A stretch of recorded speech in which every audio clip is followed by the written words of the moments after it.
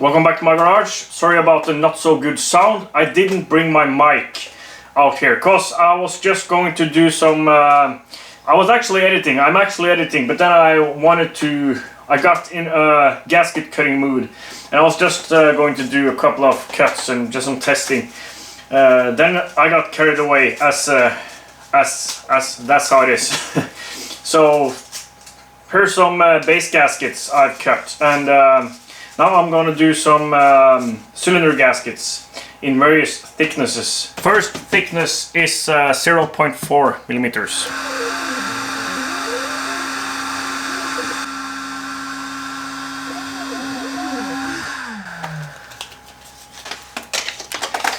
Et voila!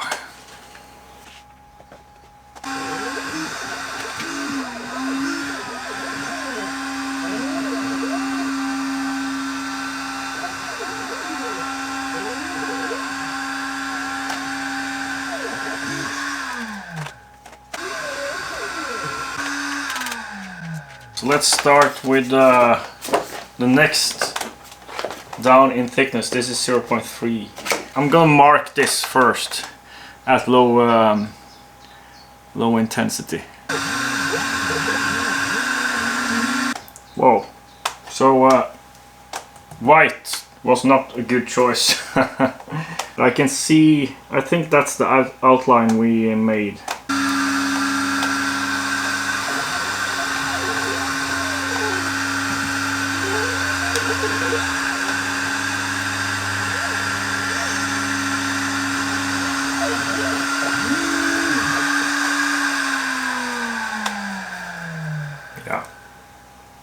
Let's do another pass, and then I'll half the speed for the next one.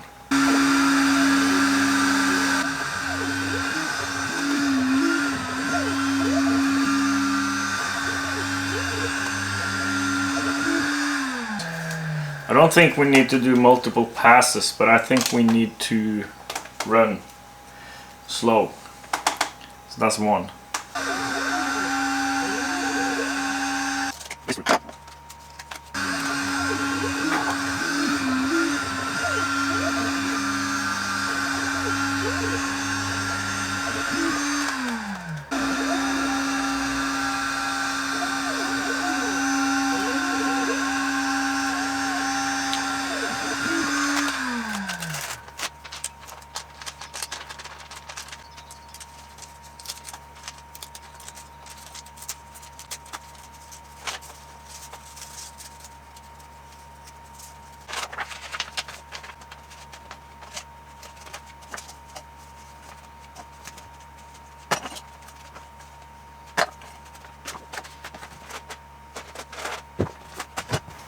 There.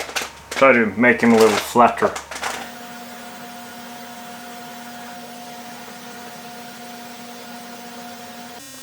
This material is tough to cut through for some reason. At least that's what I remember from last time. It's roughly 1 millimeter thick black stuff.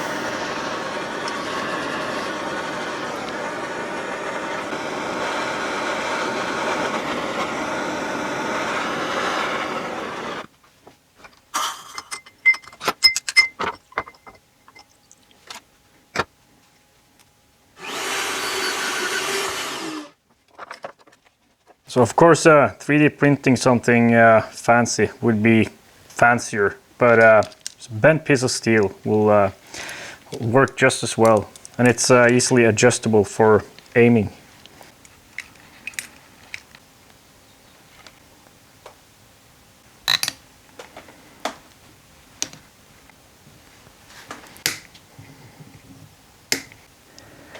I think we're pretty well aimed there.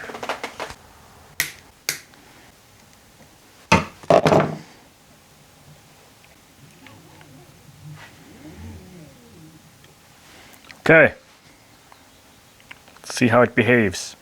So first test with air assist. I'm turning on the air, and I'm just gonna check if it's hitting in the roughly the right spot.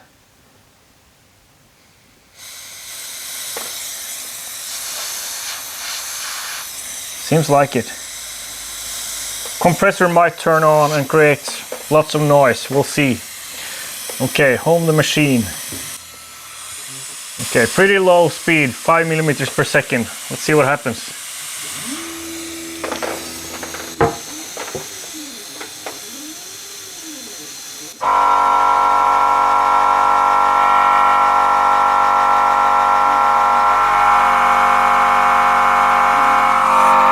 I don't think it cut through. Maybe it didn't help much. It could be well, there's less soot here. But we're still not all the way through. This material is super tough because I can cut through like 6 millimeter wood in 3 passes with this. But this material, not so much. Okay, we'll have to use the X-Acto knife and trace the lines. I think this will help in other stuff, except for this exact material, which is so tough to cut.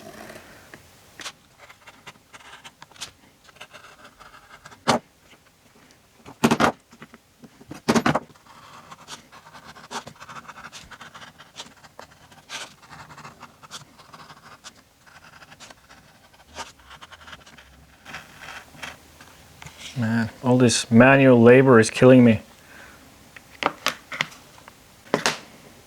1. Okay. 2 more. 2 more and then some case cleaning upping.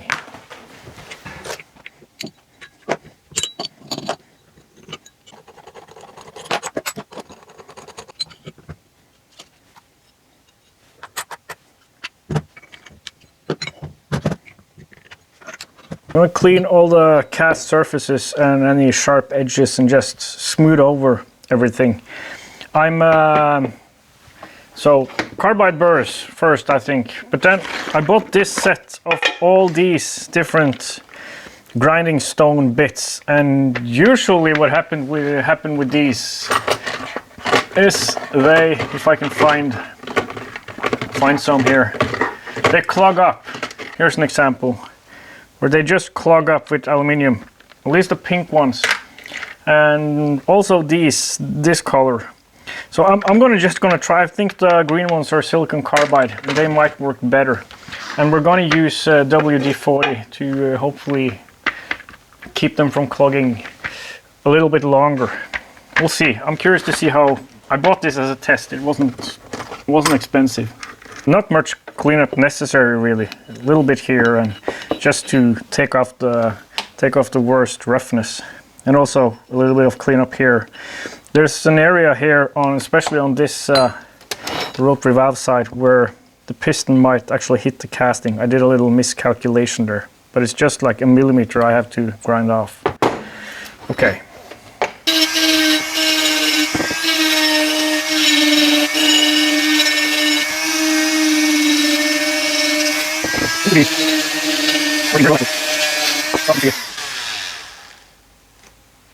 So far it's not clogged at all. So the green one so far seems to be a good option. Might be the other colors are even better, or grabs harder or whatever. Seems to be grabbing more. It's a little rougher, which is better.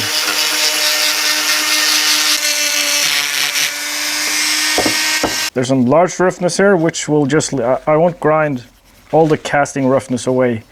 I just want to smooth the surface, and we're pretty much there. But I want a little more like a sandblasted texture. Actually, I could just soda blast. Might just mask the bearing areas and soda blast the.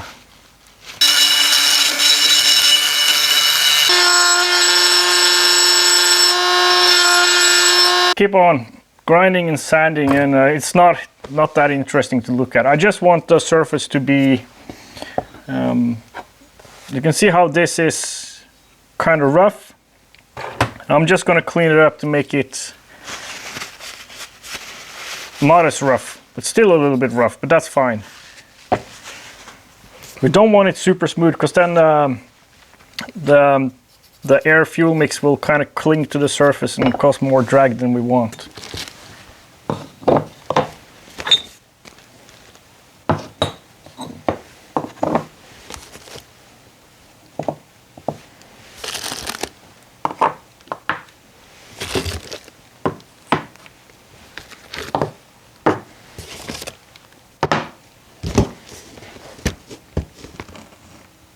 I've put gloves on because the surface finish of these parts is amazing. The head covers look fake, like it looks like a rendering. I don't want to, I've already put marks in, or fingerprints. Well, maybe I'll just pull them off because I can't continue babying my parts here.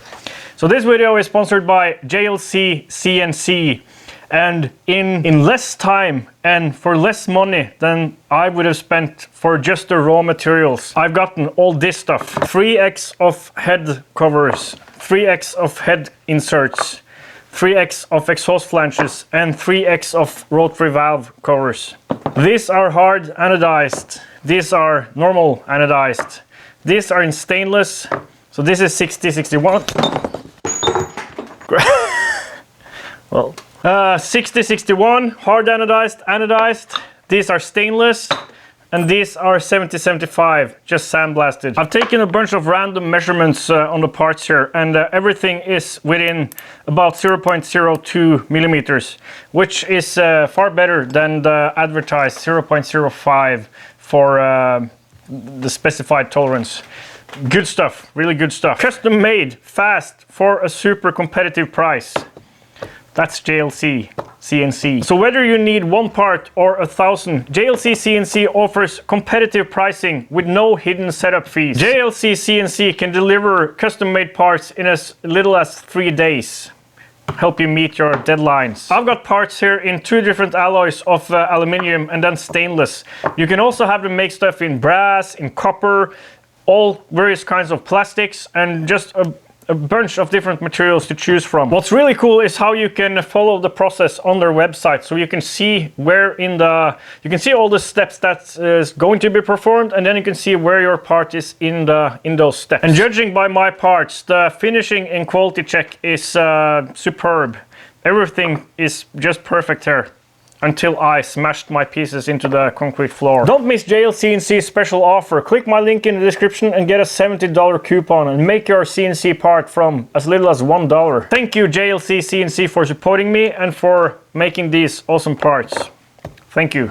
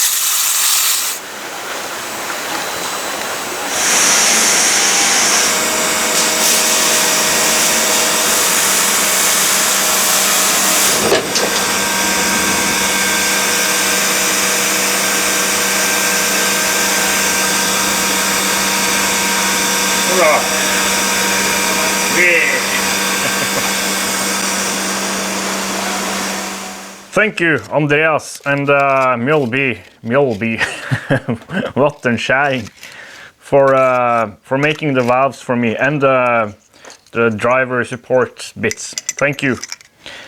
Just before I left to do this arrived. So thank you Motoscoot.net and VOCA Racing for the variators, 2 extra variators. Earlier I bought one of the same ones, so now we have 3. And thank you for the cap. Thank you for the t-shirt. Thanks a bunch. Check out their YouTube and Instagram and TikTok. There's links on screen and in the description. Thank you. Thank you. And thank you again, Andreas. Deburring and assembly. I've already test assembled one here with some M3 bolts. If I remember correctly, these valves they're almost symmetrical. That's the thing. I need to care about the orientation here, because the support rings, there's one bigger one that's on the outside, and then there's a smaller one that's on the inside. Almost forgot. Thank you, Andreas, for your 3D printed no spill cutting fluid container thing. Thank you. It's awesome.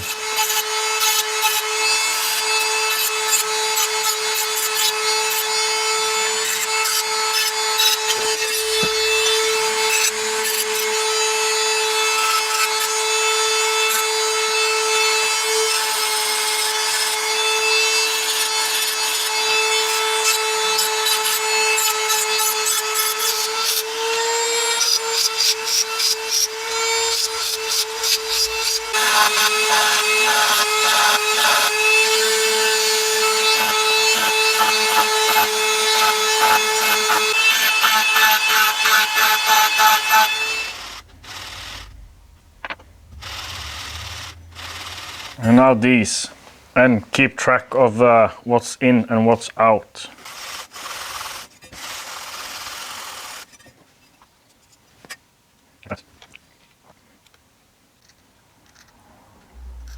I have no plan of disassembling this again, so that's why the copious amount of green stuff.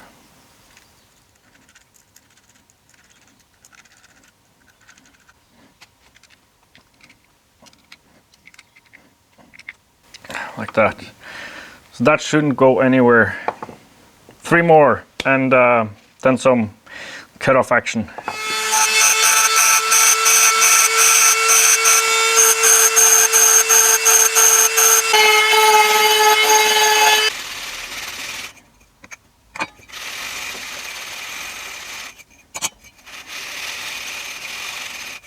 We left these a tiny bit on the tight side. So I'll have to do a little bit of sanding or filing, I think. It's like, it wants to go in there. Careful touches with the sanding drum until they're a nice sliding fit.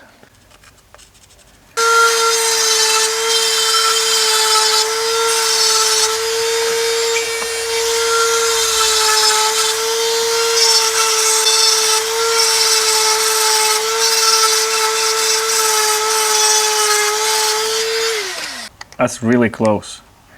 One more pass and I think we have the fit we're after. Yeah, it's a little bit tighter on this side. One more pass, a little more focus on this side.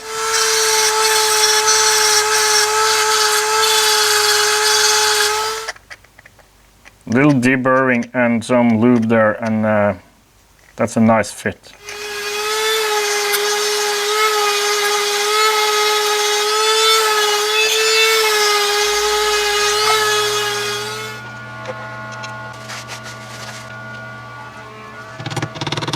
So, as you might notice, I haven't cut the port shape in here completely. And I wasn't sure if I was gonna make it a little bit smaller than the one in the case, or same size. It is same size now because of timing. But I was just afraid of steps and stuff. But and I wanted to get the file sent over as fast as possible, and so I just decided on this hole, and then as I'm doing now, doing the finishing machining myself here. That's the reason for the flat spot here. That's so that I can register it in my mill easily.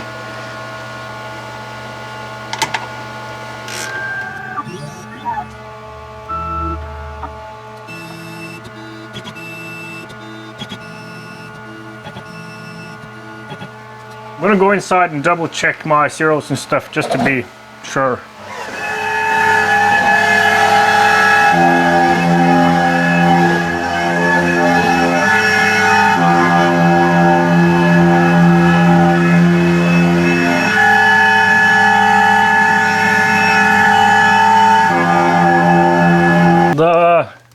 The software froze mid-operation. That's the first time that has happened in 5 years or so, so I can't complain. I can see that I need to extend the tool a little bit. So it's actually a good thing that it stopped, because otherwise we would have crashed here. So I'll have to take this out and extend it, but be back when everything is up and running again.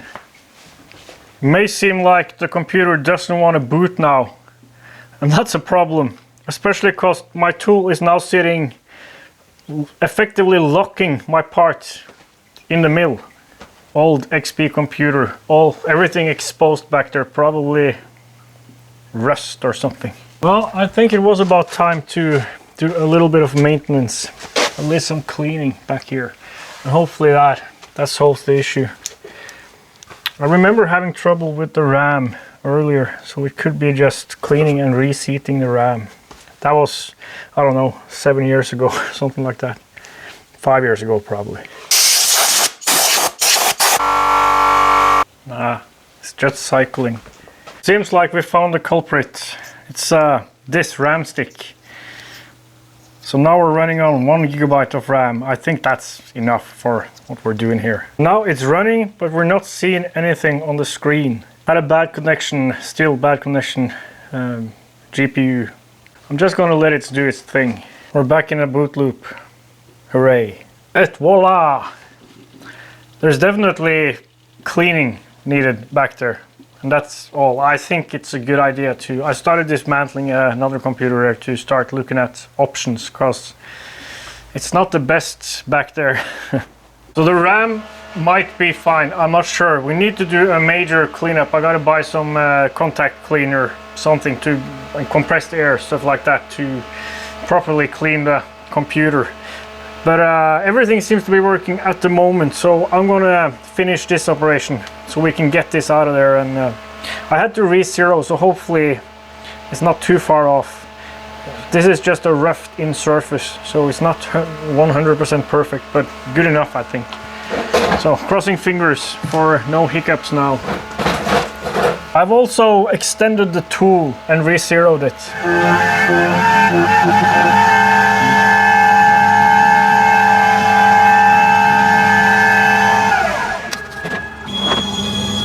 Success! We're halfway there. We need to do this side too. Before that, I'm gonna go get some contact cleaner and some air duster, like dry air, and clean up the insides of that computer properly. And we gotta start looking at options for something enclosed and not back there, I think, and something newer. It's super old. It's in the evening. We're back here with some contact cleaner and an air duster. And I think my compressed air is better than this though. But now I'm just gonna take everything that's connected to something else apart, and then clean all the circuit boards and stuff. And it's surprisingly clean back here, except for horizontal surfaces where dust and oily air has like created a sludge. Not bad, not as bad as I would have thought, but still bad enough for the exposed computer to not work. But well, it works now, and so I'll just make sure everything is actually properly cleaned, and maybe it'll hold on for a couple more years. We'll see.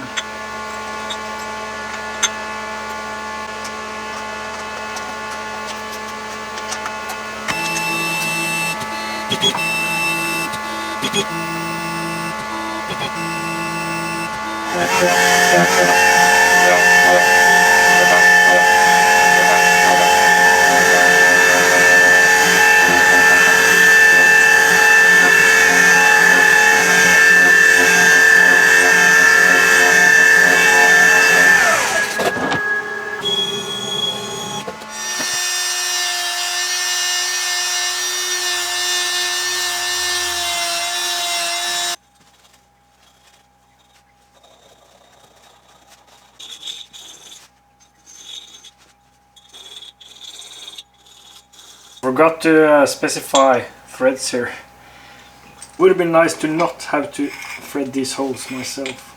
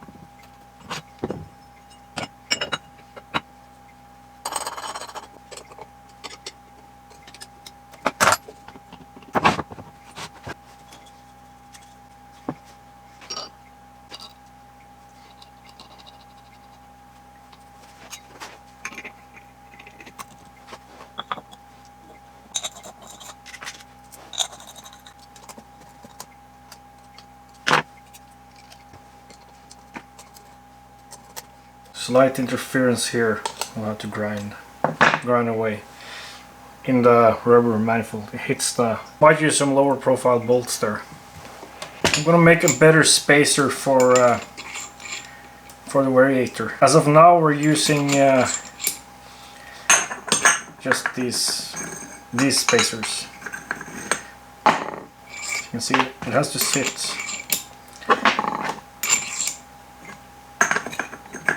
far enough out to clear things.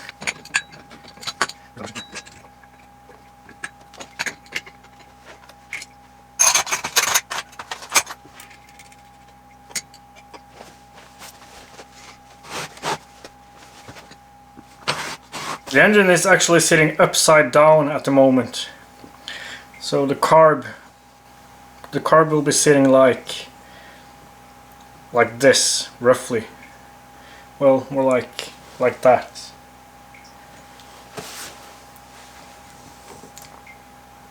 Waiting for the cylinders. They're being plated by Emot Racing.